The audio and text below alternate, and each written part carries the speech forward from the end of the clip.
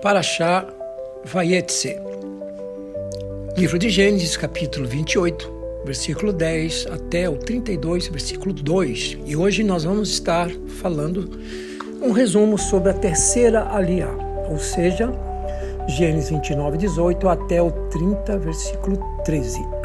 Jacó serve 7 anos por amor a Raquel, e foram os seus olhos como poucos dias pelo muito que a amava, diz as Escrituras. Este é um dos textos mais bonitos sobre o amor sacrificial no Tanar. A palavra hebraica para amor, ahavá, aparece aqui com força de decisão, dedicação e não apenas sentimento, porque a palavra amor, ele tem a ver com servir. Por isso, dizer que ama, sempre é necessário ter o que. Ama o que? Porque amar é servir. Enquanto que muitos de nós traduzimos amor por sentimento. E, na verdade, a raiz da palavra amor é serviço. Por isso, quando Yeshua diz, amai os vossos inimigos, ele está dizendo para servir aquelas pessoas que nos são indigestas. E, de alguma forma, o nosso serviço vai trazer graça ao coração daquela pessoa que vai, de alguma forma, libertar a mente dela e ela parar para pensar. Como está lá em Salmos 23, prepara uma mesa diante dos meus adversários. E a gente vê uma passagem de Eliseu, lá em 1 Reis, 2 Reis, quando o exército sírio vem e cerca a casa de Eliseu. E Eliseu ora e Deus põe cegueira em todos os soldados que estavam ao redor da casa dele, e ele pega aqueles soldados, leva até o rei de Israel, e o rei de Israel diz, vamos matar todos, e Eliseu diz, não, mate os que você conquistar, para esses você vai dar um banquete. E o rei de Israel deu um banquete àqueles inimigos, e a Bíblia diz que não houve mais guerra naquela época da Síria contra Israel. Então nós vemos que há um segredo espiritual em servir. Nossa estrutura humana diz, fecha o coração, endureça o teu coração a respeito a esta pessoa.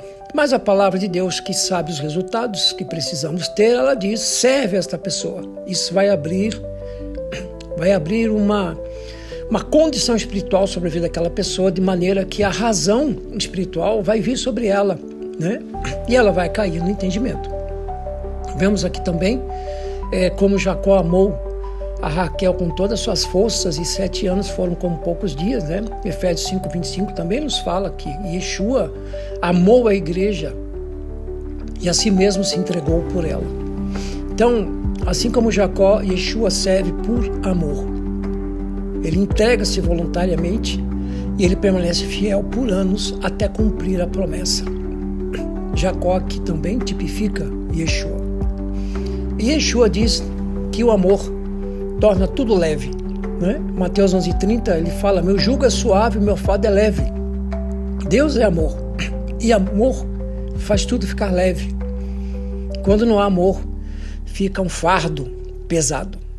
Então Jacó serviu 7 anos e pareceram poucos dias, né? Depois disso, Labão engana Jacó, e em vez de dar Raquel como esposa ao final dos 7 anos, ele entrega a irmã mais velha, Lia. Lia, que não era tão bonita exteriormente, não tinha tanto o que Raquel tinha, né? E ela, como irmã mais velha, foi dada primeiro. O casamento é à noite, ali, na cultura daquele povo. Labão troca Raquel por Lia, e Jacó só descobre isso de manhã. E fica uma interrogação aqui, como que ele não sabia que ela Lia se ele passou a noite toda com ela, né? Mas no Oriente Antigo, a noiva ia velada, por isso o engano foi possível.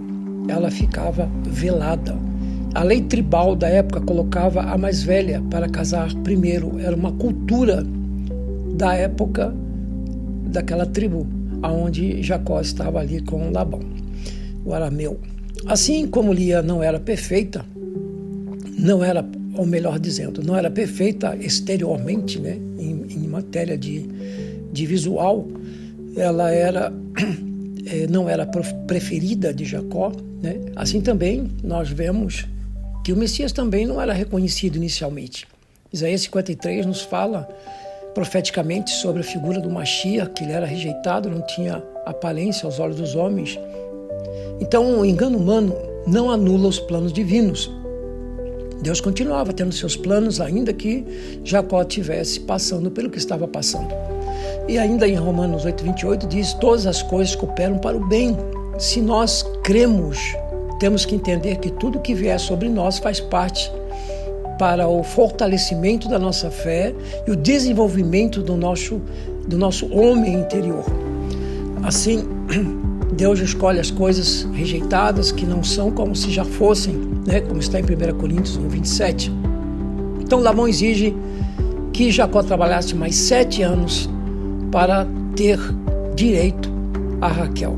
E Jacó termina a semana nupcial de Lia, conforme a cultura da época, então recebe Raquel, mas continua servindo. Jacó agora tem 2 esposas, algo permitido culturalmente, mas sempre gerando muitos conflitos.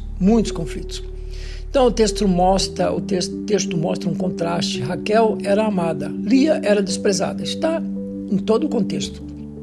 E Deus, ele dá sensibilidade aos sofrimentos de Lia, né? Se olharmos em Gênesis 29:31, vamos ver que Deus atentou para a situação de humilhação que Lia estava sofrendo. Então Jacó novamente, como imagem de Yeshua, um arquétipo, continua servindo por aquilo que ele ama. Então a disputa entre Raquel e Lia continua a ponto delas de Raquel, né, chegar para Jacó: olha, você ore a Deus para que Deus me dê filhos. E ele disse: eu não sou Deus, como é que eu vou mudar isso, né? Se Deus permitiu uma esterilidade no seu ventre, como que eu vou mudar isso? Então Raquel pega a sua serva e fala: olha, gera um filho da minha serva que vai ser como meu filho. Nisso também Lia oferece a serva dela para Jacó para ter mais filhos. Então esse era um costume cultural. A serva gerava filhos legalmente da esposa, e a Bíblia não sanciona a rivalidade, apenas narra os acontecimentos. A inveja e comparação geram muitos sofrimentos, né? Tiago 3,6 já diz: onde há inveja e ambição egoísta, há confusão em toda obra má. Não tem coisa boa em inveja, não existe coisa boa nisso. Então essa luta que havia entre Raquel e Lia, né, também fala espiritualmente da luta que temos dentro de nós, entre nossa carne, nossas vontades, né, e a vontade do Espírito. Então há uma luta. Gálatas 5,17 a seguir narra essa condição. Então Deus usa pessoas quebradas para realizar seus planos, ok? Lia, Raquel, todas com conflitos humanos, fazem parte da construção das 12 tribos. Deus vê a dor dos rejeitados. Lia é vista e ouvida pelo Senhor, ela é a imagem da compaixão de Cristo. Vemos que de Lia veio Levi, os levitas, e de Lia veio Judá, e de Judá veio o Messias. Então Deus atentou para Lia. A promessa continua apesar das falhas humanas, né? Terminando e concluindo aqui. Erros, rivalidades e enganos não anulam o propósito de Deus. Tudo aponta para o Messias. Yeshua vem cumprir toda essa missão do Mashiach, né? Do Messias, do ungido. Da dor de Lia, como eu disse, nasce Judá, e de Judá nasce Yeshua. Então vemos que o eterno Deus e Pai não se limita às condições humanas, mas estabelece seu propósito, ele faz cumprir em sua soberania. Por isso, nós seremos indesculpáveis diante do eterno, porque poderemos sim perder a nossa parte e passar para o outro o direito da parte que era nossa no reino. Hebreus 6,4 nos fala sobre situações de pessoas que se envolveram, experimentaram e depois abandonaram, que é impossível restaurá-las ao arrependimento. E termino com Romanos 1,20, que fala: pois desde a criação do mundo, os atributos invisíveis de Deus, seu eterno poder e sua natureza divina têm se visto claramente, sendo compreendidos por meio das coisas criadas. Tudo mostra a Deus, de forma que tais homens são indesculpáveis. Romanos 1,20. Então é isso. Aguarde o próximo vídeo. Shalom a todos, amados irmãos e amigos.